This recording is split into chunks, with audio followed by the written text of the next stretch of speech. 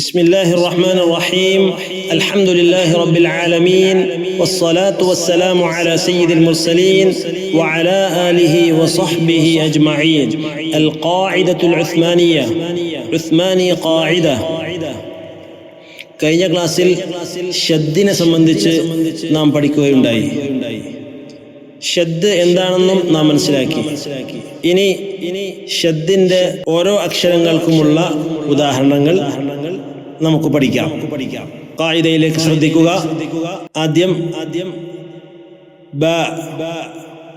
ബ എന്ന അക്ഷരത്തിന് ഷദ്ദും ഫത്ഹയും വരുന്നതിന്റെ ഉദാഹരണമാണ് ആദ്യത്തെ കോളത്തിൽ. അതിനുശേഷം ഷദ്ദോടൊപ്പം കസ്റ വരുന്നതിന് ഉദാഹരണം, അതിനുശേഷം ഷദ്ദോടൊപ്പം ലമ്മ വരുന്നതിന് ഉദാഹരണം.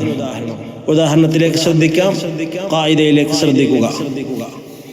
ബ ത ലമ്മ തു ബ ഷദ്ദ ഫത്ഹ തുബ്ബ ഐൻ കസ്റതൈൻ തുബ്ബഇൻ വഖഫ് ചെയ്യുമ്പോൾ തുബ്ബ തുബ്ബ.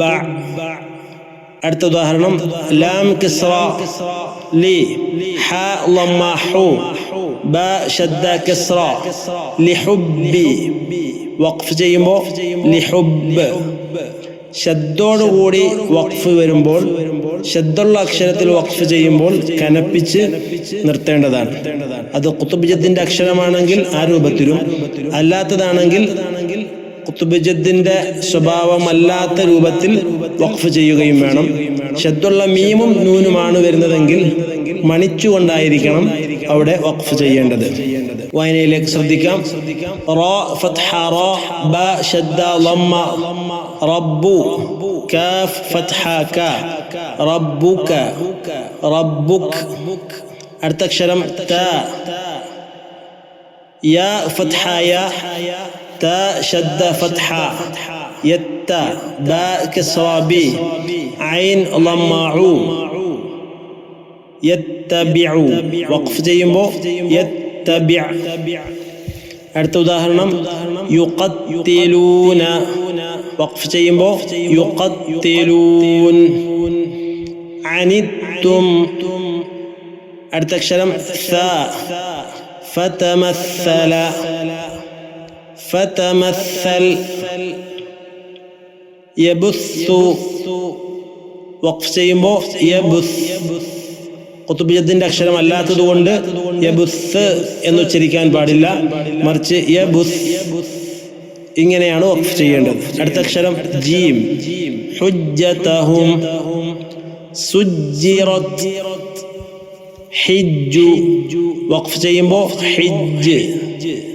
ഖുത്ബ് ജദ്ദിന്റെ അക്ഷരമായതിനാൽ ഹിജ്ജ് ഇങ്ങനെ വഖഫ് ചെയ്യണം. അടുത്ത അക്ഷരം ഹ ശുഹ വഖഫ് ചെയ്യുമ്പോൾ ശുഹ്. ഖുത്ബ് ജദ്ദിന്റെ അക്ഷരമല്ലാത്തതിനാൽ ശുഹ് ഇങ്ങനെയാണ് വഖഫ് ചെയ്യേണ്ടത്. അടുത്ത ഉദാഹരണം വലിയുമഹിസ വലിയുമഹിസ്.